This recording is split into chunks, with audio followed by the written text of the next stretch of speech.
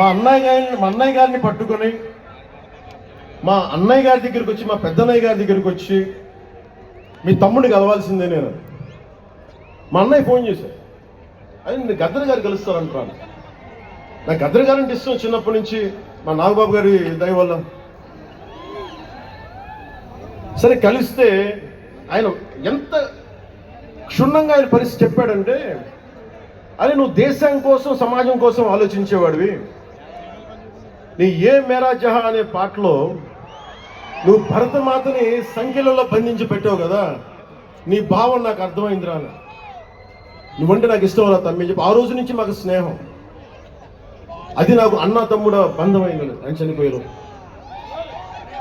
అలాగే 2006లో నేను విపరీతంగా ఒక PhD కోసం ఒక స్కాలర్ ఎలా చదువుతాడో పుస్తకాల మధ్యలో సినిమాలు చేశాను. అందుకే నా సినిమాలు మీకు నచ్చి ఉండకపోవచ్చు ఆ రోజున. కానీ నా జ్వలనాన్ని ఎక్కడో ఢిల్లీలో కూర్చొని ఒక్కళ్ళు, ఢిల్లీ యూనివర్సిటీలో పనిచేసే ఒక ప్రొఫెసర్, ప్రకాశం జిల్లాకి చెందిన వ్యక్తి, నాకు తెలియదు ఆయన ప్రకాశం జిల్లా వ్యక్తి. నా రోజున ఆయన వచ్చి మిమ్మల్ని కలవాలని చెప్పి ఒక నెల రోజులు నా వెంట పడితే ఆయన కలిశారు. ఆయన వచ్చి నన్ను ఒకే ఒక మాట అడిగాడు 2006లో, మీరు రాజకీయాల్లోకి వస్తారా, బహుజన సిద్ధాంతం మేము ముందుకెళ్తాం, చాలామంది అడిగి నన్ను పంపించారు, మీరు సంసిద్ధం అంటే నేను మాట్లాడతాను, నేను కదుపుతానంటే, ఆ రోజున నాకు ఇంకా మెచ్యూరిటీ లేదు. ఒక కుటుంబాన్ని నడపడానికే చాలా శ్రమ పడాలి, ఒక కుటుంబాన్ని ఏకతాటిపైన తీసుకురావాలంటే నేను కష్టపడాలి, ఒక సినిమా చేయాలంటే నేను ఇంత కష్టపడాలి, ఇన్ని కోట్ల మందికి సంబంధించిన జీవితాన్ని ఒక భావంతో కట్టిపడేయాలంటే నాకు ఇంకా అంత మెచ్యూరిటీ లేదు, మెచ్యూరిటీ వచ్చిన రోజు మీకు తెలియజేస్తానని చెప్పాను. ఆ వ్యక్తి అప్పటి నుంచి ఇప్పటిదాకా అరుదుగా అప్పుడప్పుడు కలుస్తూ ఉంటాను. ఈ రోజున హైదరాబాద్ సెంట్రల్ యూనివర్సిటీ ప్రొఫెసర్, మీలో కొంతమందికి తెలిసి ఉండొచ్చు, ప్రొఫెసర్ శ్రీపతి రాముడు గారికి మనస్ఫూర్తిగా నా ధన్యవాదాలు తెలియజేస్తున్న, వారిని వేదికపైకి రమ్మని మనస్ఫూర్తిగా కోరుకుంటాను. ఎందుకంటే మీరు ఓజీ అని అరుస్తూ ఉంటే, నన్ను సినిమాల కంటే కూడా సినిమాల్లో ప్రజలకి పనిచేసే మనిషిని చూశారు ఇలాంటి మేధావులందరూ, పోరాట యోధులందరూ. సో నాకు ఎప్పుడు కూడా ఆయన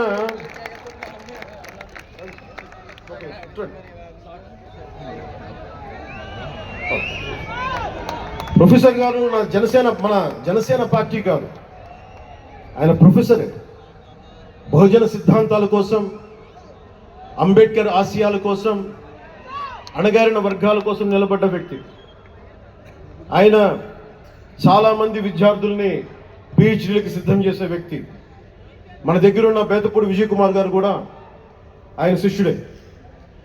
ఇలాంటి శిష్యులు ఎంతోమంది తయారు చేసి ఆయన జనసేన ఎప్పుడు నాకు అండగా ఉంటారు, ఓడిపోయినా నిలబడ్డా ఎప్పుడైనా సరే నమ్మకం ఏంటంటే మీరు ఉండాలి, మీరు రాణించాలి నిరంతరం తప్పించే శ్రీపతి రాముడు గారికి నేను ఇవ్వగలిగేది ఒకటే, నా గుండెల నుంచి ప్రేమ ఇవ్వగలను.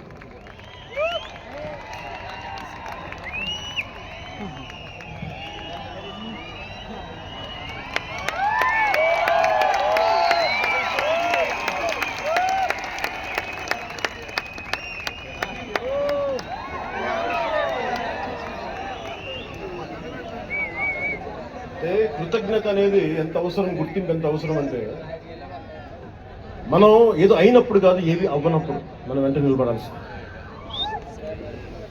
నేను థ్యాంకింగ్ నోట్స్ చెప్దాం అనుకున్నా. ఎవరికి చెప్పాలి? ముందుగా ఈ సభా వేదిక కోసం పారిశుద్ధ్య సిబ్బందికి, నా గుండెల్లో పెట్టుకొని గౌరవించే నా పారిశుద్ధ్య సిబ్బందికి ముందుగా మీ అందరికీ నా హృదయపూర్వక నమస్కారం, హృదయపూర్వక ధన్యవాదాలు. యాక్చువల్గా నేను అనుకుంది ముందుగా పారిశుద్ధ కార్మికులకి సన్మానం చేసి స్పీచ్ మొదలు పెడదామని.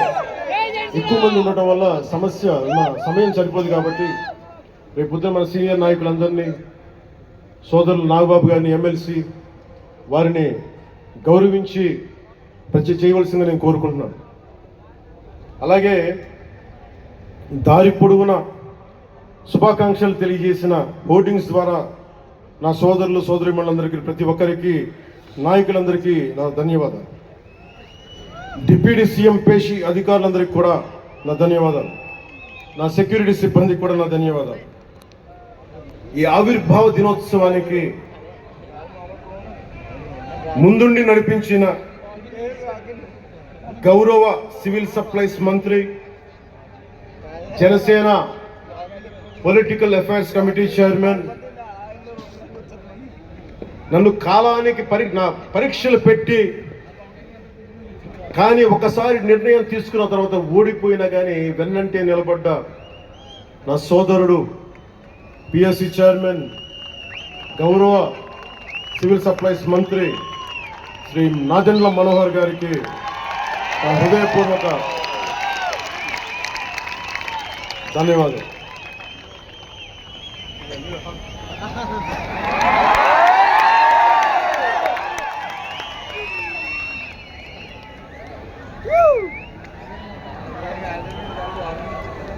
అలాగే 2009 నుండి 10 నుండి ఆయన పాలిటిక్స్లో లేకపోయినా నేనంటే ఇష్టం తోటి ఎప్పుడు నా వెన్నంటే ఉండే హరిప్రసాద్ గారికి ఏం ఆశించాలా, జీతాలు తీసుకోవాలా, జీతభత్యాలు లేవు, ఉన్నంతలోనే ఎవరి అన్నిటికీ పాపాల భైరుడే. పవన్ కళ్యాణ్ ఆ నిర్ణయం తీసుకోలేదంటే ఈయనే ఉంటాడు కారణం అంట. పవన్ కళ్యాణ్ తేలిక మాట నేస్తాడు అందరి మాట. పవన్ కళ్యాణ్ కొంచెం ఆలోచన ఉంటుంది కదా, ఎవరికి ఇవ్వాలి, ఎందుకు ఇవ్వకూడదని. కానీ ప్రతిదానికి నేను తీసుకున్న నిర్ణయాలకి ఆయన భరించాడు. అలాంటి అన్నిటినీ భరించి నా వెన్నంటే ఉన్న హరిప్రసాద్ గారికి మనస్ఫూర్తిగా నా ధన్యవాదాలు.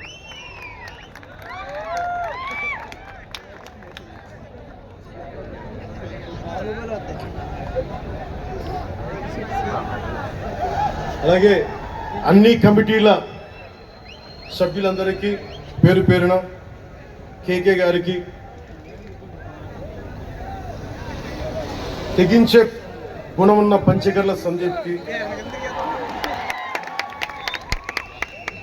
పోరాటం చేసిన నాయకులందరికీ నా ప్రత్యేక ధన్యవాదాలు. సోషల్ మీడియా సిబ్బందికి, స్టేజ్ కల్చరల్ ఆర్టిస్టులందరికీ, ఫుడ్ సప్లైస్ అందరికీ, దాతలకి, డాక్టర్స్ టీమ్కి, ప్రతి ఒక్కరికి నా హృదయపూర్వక నమస్కారాలు. ఇందాక ఆ పైన హెలికాప్టర్లో వస్తుంటే చాలామంది ఫోటోగ్రాఫ్స్ కనిపించినాయి. ముఖ్యంగా తెలుగు సినిమా హీరోలు, సూపర్ స్టార్స్ ఫోటోస్, ప్రభాస్ గారిది, మహేష్ బాబు గారిది, జూనియర్ ఎన్టీఆర్ గారిది, అల్లు అర్జున్ గారిది, సాయి ధరమ్ తేజ్ గారి, నందమూరి అభిమానులు,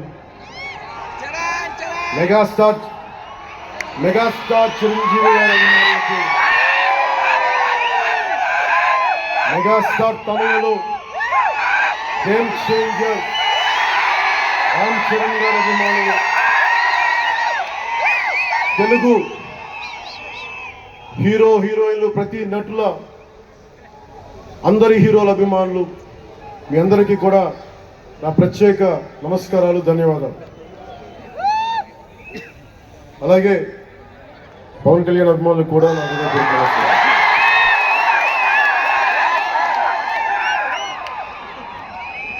మద్దతు ఇచ్చిన జనసేనతో పాటు ఎన్డీఏ కూటమి పక్షాలైన తెలుగుదేశం, బీజేపీ నాయకులకు, కార్యకర్తలకు నా ప్రత్యేక ధన్యవాదాలు. అసలు మనం ఇంత ఘన విజయం సాధించాం. మనం కలిసి పోరాటం చేశాం, కష్టాలు ఉన్నప్పుడు చెయ్యనందించాం. అది గుర్తుపెట్టుకొని ఈ రోజున డిప్యూటీ ముఖ్యమంత్రి, ఉప ముఖ్యమంత్రిగా కలిసి ఒక వ్యక్తితో బలవంగా ప్రయాణం చేస్తూ ఉన్నాను. 4 దశాబ్దాల సుదీర్ఘ అనుభవ రాజకీయ నాయకులు హైటెక్ సిటీని రూపకల్పన చేసిన దార్శనికుడు. క్లేమోర్ మైన్స్ తోటి పేల్చేస్తే కింద పడితే దులుపుకొని మళ్ళీ రాజకీయాల్లో తిరిగి నెక్స్ట్ డే డ్యూటీలోకి వచ్చిన బలమైన నాయకుడు శ్రీ గౌరవ ముఖ్యమంత్రి శ్రీ నారా చంద్రబాబు నాయుడు గారికి, వారి తనయులు శ్రీ నారా లోకేష్ గారికి నా హృదయపూర్వక ధన్యవాదాలు, నమస్కారాలు.